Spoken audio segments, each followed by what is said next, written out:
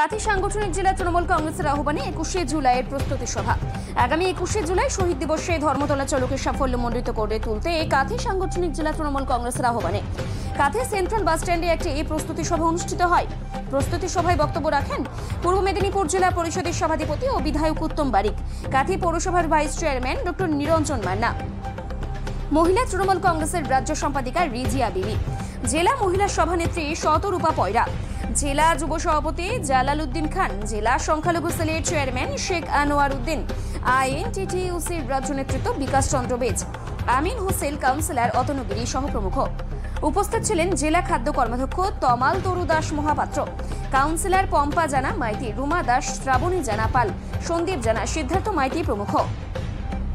এই আলোচনা সভায় উপস্থিত বক্তাগণ 21শে জুলাইয়ের তাৎপর্য তুলে ধরেন ও উপস্থিত সকলকেই ধর্মতলা যাওয়ার আহ্বান জানান। বলছি যে মূলত আজকে 21শে জুলাই প্রস্তুতি সভা এখানে ডেকেছিলেন, তার মধ্যে থেকে দেখা গেল শুভেন্দু অধিকারীকে আপনারা বেনজির আক্রমণ করলেন।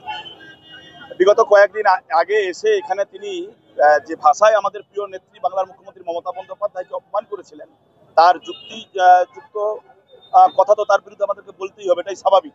তিনি তো ভালো কাজ করেন না, আর তিনি ভদ্রলোকও নন, আর তিনি পলিটিশিয়ানও নন। তিনি গুন্ডার মতো কথা বলেন, গুন্ডাগিরির মতো কথা বলেন, আর রাজনৈতিক নেতা হিসেবে তিনি কখনো কথা বলেন না। তার সঙ্গে এই ব্যবহারই হবে।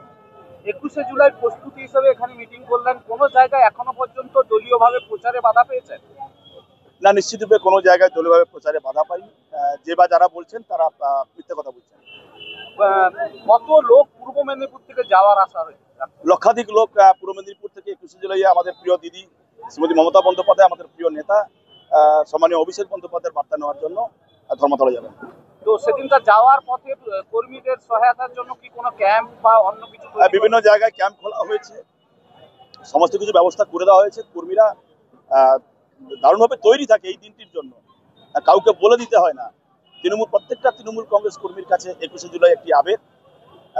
এই আবেগ আমাদের থেকেও তারা বেশি করে বোঝেন আমাদের সহকর্মীরা, তারা নিশ্চিন্তরূপে পৌঁছে যান ওখানে।